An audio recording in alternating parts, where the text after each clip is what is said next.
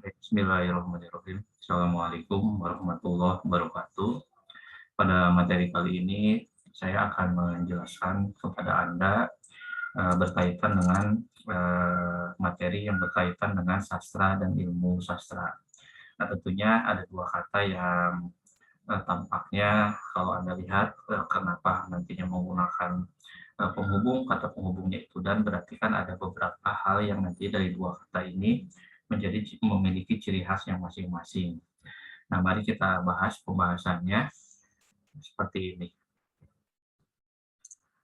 Bahwa seperti yang sudah saya jelaskan atau Anda sudah mempelajari rencana pembelajaran selama satu semester, bahwa teori dasar sastra itu merupakan mata kuliah keahlian berkarya dalam struktur kurikulum di program studi PBSI di UMI. Nah, mata kuliah ini memberikan pengetahuan dan pengalaman dasar dalam mengkaji sebuah karya sastra secara umum yang meliputi nantinya berbagai macam genre, ada sastra bergenre puisi, prosa, dan juga drama. Nah, ditemukan pula berkaitan dengan pengertian-pengertian sastra yang meliputi teori sastra, kaidah sastra, jarak estetik, kontemplasi objektif, penciptaan karya seni, kreasi, dan yang lain-lainnya yang berhubungan dengan sastra sebagai sebuah ilmu dan juga sastra sebagai sebuah karya.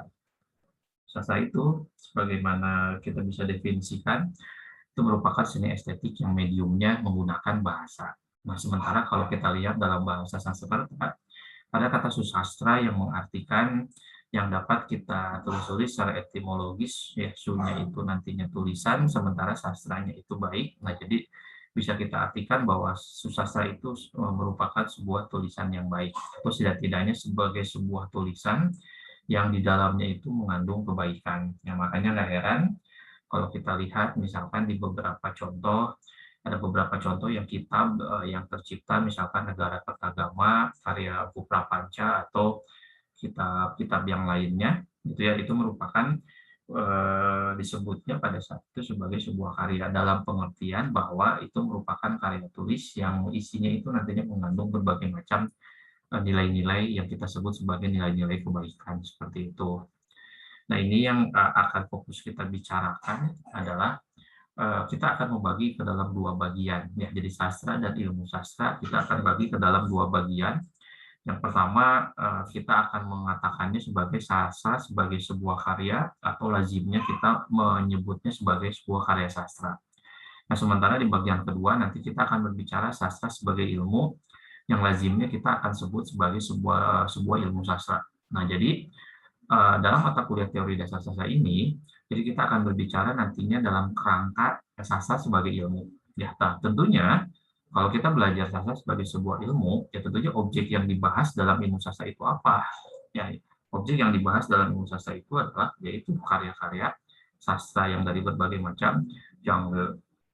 Nah, makanya kalau kita lihat bahwa sastra sebagai sebuah karya, nah itu nanti kita akan berbicara genre sebetulnya, ya. Jadi bahwa nanti dalam karya sastra itu terbagi dalam beberapa genre, nantinya ada puisi, ada prosa, dan juga ada drama. Nah, jadi sastra sebagai karya ada tiga, ya. Nah, puisi dalam terminologi sastra Indonesia, nah itu kan kita selalu menyebutnya sebagai atau dibagi ke dalam dua bagian, yaitu ada puisi lama dan juga ada puisi baru. Ya, anggaplah contoh misalkan puisi lama itu kita selalu dengar nantinya ada beberapa penjelasan yang mengatakan akan selalu terikat pada aturan. Ya, nantinya juga kita akan menemukan bahwa puisi lama itu akan terikat pada pola-pola yang kita sebut tadi sebagai sebuah aturan. Nantinya ada pola-pola tersendiri, misalkan kalau contohnya pantun, nanti polanya ada AB-AB, itu ya, ada isi, ada sampiran. Lalu kalau syair nanti polanya A dan lain-lain, seperti itu yang menandakan bahwa puisi lama itu memang secara sederhananya selalu terikat kepada aturan. Nah, sementara puisi baru bukan berarti diartikan tidak beraturan, tapi ini merupakan pengembangan-pengembangan dari apa yang sebetulnya menjadi bagian dari khasanah puisi, gitu ya, secara umumnya. Nah, makanya kita mengenal nantinya ada puisi-puisi berbentuk puisi liris, ya, atau misalkan puisi-puisi baru yang tercipta, misalkan di Punjaga Baru ada, misalkan ada apa? Ada eh, apa namanya, jenisnya itu ada banyak, misalkan ada soneta ya, misalkan nanti ada yang lain-lainnya seperti itu sebagai bagian dari puisi baru. Atau di tahun 70-an kita misalkan mengenal ada gerakan Belling yang termasuk dalam puisi juga nanti disebutnya sebagai puisi Belling. Nah, sementara kalau di dalam karya prosa itu banyak contohnya ya, seperti misalkan ya kalau kita anggap ada prosa lama, ada prosa baru kan. Kalau prosa lama nanti kita berbicara ada begitu banyak dongeng gitu kan ya. Dan nanti kan ada dongeng tentang binatang kita sebutnya fabel, dongeng tentang sebuah tempat kita sebutnya sebuah legenda, dongeng tentang cerita rakyat kita sebutnya sebagai folklore atau folktale gitu ya. Atau dongeng tentang mistis kita sebutnya itu sebagai mitos dan lain-lain seperti itu gitu ya.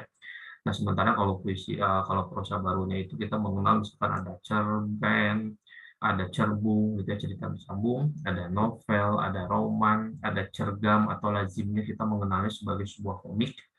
Lalu berikutnya ada novel grafis sebagai bentuk genre prosa baru mungkin ya kalau untuk kekinian dan yang lain-lain seperti itu.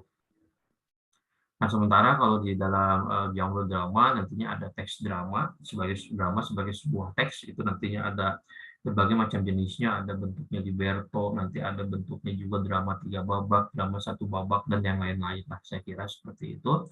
Nah, dari poin-poin ini kita membahas bahwa dalam terminologi ini kita membahas sastra sebagai sebuah karya. Jadi perlu Anda ingat bahwa sastra sebagai sebuah karya atau kita lazimnya menyebutnya sebagai karya sastra, kita berbicara genre. Ya, jadi ada genre puisi, ada genre prosa, lalu ada genre drama. Nah, sementara itu, kalau kita berbicara sastra sebagai sebuah ilmu atau lazimnya kita sebut sebagai sebuah ilmu sastra, itu nanti akan dibagi ke dalam 4 bagian. Nah, itulah tahapan-tahapan yang kalau Anda belajar sastra dimanapun, saya kira semuanya akan belajar 4 tahapan ini, gitu ya. Yang pertama, kita akan berbicara sastra sebagai ilmu. Yang pertama itu ada teori sastra, teori of literature, seperti itu ya. Nah, ini yang merupakan bagian awal Anda belajar sastra itu pasti belajar teori sastra. Nah, seperti yang Anda sedang kontrak, yaitu mata kuliah ini teori dasar sastra, intinya itu kita berbicara teori sastra. Atau di prodi yang lain, misalkan ada juga yang nantinya menggunakan namanya itu nanti teori kesusastraan atau teori sastra dan lain-lain seperti itu yang pada intinya ya itu merupakan langkah awal Anda belajar sastra sebagai sebuah ilmu. Nah, bagian berikutnya ada yang disebut dengan sejarah sastra atau historical literature yang merupakan bagian nantinya dari sastra sebagai sebuah ilmu. Ya, tentunya nantinya akan sastra dengan medium bahasanya bahasa apa gitu kan ya, itu nantinya akan berpengaruh. Misalkan kalau kita berdasarkan tradisi sastra Indonesia, tentunya kita belajar nantinya sejarah sastra Indonesia. Nah, mau tidak mau kalau kita berbicara sejarah sastra Indonesia, kita juga pasti akan berbicara dalam konteks sejarah bangsa Indonesia. Karena nantinya akan berkaitan antara sejarah sastra Indonesia dengan sejarah bangsa Indonesia sebagai sejarah Indonesia sebagai sebuah bangsa. Makanya kan kita mengenal ada selain nantinya dengan bambu runcing ya dengan senjata, ternyata dalam sejarah itu dibuktikan bahwa pena juga bisa dijadikan sebagai alat gitu kan ya untuk berjuang. Dalam konteks itu nanti kita akan berbicara banyak kita bicarakan dalam sejarah sastra gitu ya. Nanti ada di semester 2 kalau di prodi, kalau di struktur kurikulum prodi PBSI di UI. Lalu berikutnya kritik sastra. Nah, ini critical literature ini merupakan bagian dari sastra sebagai sebuah ilmu. Nah, sayangnya kalau di prodi kita di PBSI itu tidak ada mata kuliah secara khusus kritik sastra. Namun, aplikasi dari kritik sastra sebagai bagian dari ilmu sastra itu nantinya Anda akan menemukan di semester 3 di beberapa mata kuliah kajian. Ya, ada kajian puisi, ada kajian prosa, ada kajian drama. Yang secara hakikatnya itu kita akan berbicara nantinya tentang mengkritik sebuah karya sastra dari berbagai macam genre, dari itu puisi, prosa maupun drama dengan menggunakan beberapa pendekatan-pendekatan seperti misalkan pendekatan struktural, sosiologi sastra, kritik sastra feminis, lalu ada postkolonial, lalu ada intertekstualitas yang itu digunakan dalam kerangka nantinya kritik sastra. Yang terakhir, sebagai sebuah bagian dari ilmu sastra, itu kita akan berbicara juga sastra bandingan ya, sebagai bagian dari ilmu sastra atau komparatif literatur. Dan di beberapa perguruan tinggi di luar, misalkan di barat, sastra bandingan itu tidak hanya nantinya serta-merta hanya bagian dari ilmu sastra saja. Ada beberapa universitas yang nanti sastra bandingan ini menjadi sebuah jurusan atau program studi tersendiri. Ya, kenapa? Karena memang begitu kompleksnya kalau kita berbicara nantinya sastra bandingan. Ya, karena hampir di seluruh dunia ini kita nanti akan mengenal apa yang disebut dengan konsep sastra bandingan, termasuk nantinya ada sastra terjemahan gitu ya, ada saduran gitu ya. Nah, lalu dan hal-hal yang lainnya dalam konteks nantinya alih wahana, misalkan dari sastra ke musik, kita sebutnya sebagai musikalisasi. Lalu kalau sastra ke dalam bentuk pementasan, nantinya kita sebutnya adalah sebagai sebuah pementasan drama misalkan ya, atau misalkan sastra ke dalam film kita sebutnya ekranisasi, atau kebalikannya dari film menjadi sebuah teks sastra menjadi deekranisasi. Nah, itu banyak nantinya objeknya dalam sastra bandingan yang bisa kita bahas. Nah, di kurikulum prodi PBSI ada mata kuliah sastra bandingan 2 SKS itu nanti kalau Anda mengambil keminatannya itu di keminatan di ilmu sastra seperti itu ya. Nah, ini ada beberapa referensi yang tampaknya layak untuk Anda jadikan sebagai sebuah referensi di mata kuliah ini dan juga mata-mata kuliah lainnya yang berkaitan dengan sastra, karena beberapa teori-teori yang saya coba cantumkan di sini ini merupakan teori-teori yang bisa kita sebut sebagai referensi buku-buku babonnya lah. Kalau kita belajar sastra berbahasa apapun, selalu nantinya menggunakan teori-teori ini, yaitu ada misalkan tentang sastra yang Vanus Sumbuk dan kawan-kawan, nanti ada pengantar ilmu sastra, ada sastra dan ilmu sastra kayak Profesor Tio, dan juga nantinya ini yang selalu digunakan, ada teori kesusastraan yang ditulis oleh René Wellek dan Austin Warren. Dan juga tadi seperti yang saya katakan, kalau Anda belajar sastra sebagai sebuah ilmu, ya harus juga nantinya Anda baca juga karya-karya sastranya, karena intinya objek dari ilmu sastra itu adalah ya karya sastra itu sendiri. Nah, maka dari itu Anda penting juga nantinya untuk banyak mengapresiasi karya sastra berbentuk puisi, prosa, ataupun drama. Nah, itulah saya kira yang bisa saya sampaikan di materi pertama ini yang berbicara tentang sastra dan ilmu sastra. Jadi dari materi ini Anda sudah bisa membedakan bahwa arah dari mata kuliah teori dasar sastra itu ada dua hal yang akan kita bicarakan. Sastra sebagai sebuah ilmu, dan kita akan mulai dari mata kuliah ini yang bernama dengan teori sastra.